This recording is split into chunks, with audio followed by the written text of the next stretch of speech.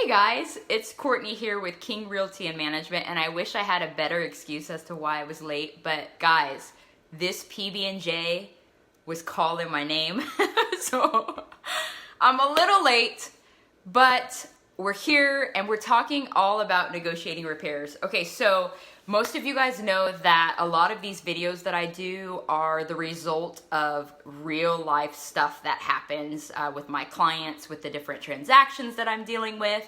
And so my mission with these videos and just with King Realty as a whole is to streamline and simplify the process of buying, selling, leasing, and investing in real estate. So share a quick little story. I had a client who was, we're under contract to purchase an investment property in Dallas. We actually closed last week, so yay for that.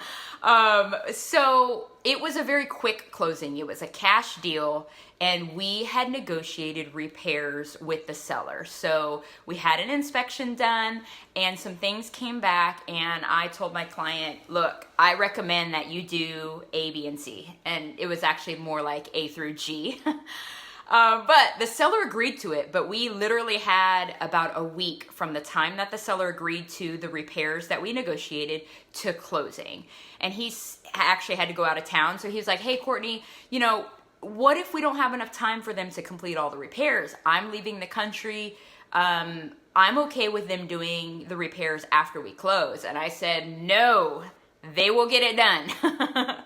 We own a general contracting company. It is possible to get those things done within a week. And he didn't really understand why that was important until I broke it down. So I'm gonna break it down for you. Part of negotiating repairs, so you're buying a house and you say, hey, I want these repairs done before we close in order to move forward with the transaction. Well, that amendment to the original contract is a part of the entire transaction. It's a part of all of the legal documents, and it's a binding agreement, okay? So if a seller doesn't do those things that they agreed to before closing, then it could have consequences on the seller. But most importantly, guys, if you're buying a home and they agree to do repairs and they don't follow through with that, you may not want to close on that property, because the odds of them doing it after the fact are next to nothing. Especially because part of the documents that you sign say that you're going to receive the property or accept the property as is, okay? So while technically, if they agreed to it, they should do it. If for some reason they don't do something after or that they agreed to and you already close, like, unless you're going to get a whole bunch of attorneys involved, it's going to be pretty darn hard to enforce them doing something, okay? So that also goes for sellers. It's a good idea to do whatever you agreed upon before you actually close, mainly because you don't want lawsuits on your hands after the fact, you know? So it could add some additional liability that's just, quite frankly, unnecessary to a seller if they agree to something and they don't do it, okay? Bottom line, as a broker, I can never tell my client necessarily what exactly is important, but from a professional standpoint, they ask my opinion on things. So let's say an inspection report comes back with something, guys, every inspector comes back with something. So let's just establish that expectation, right?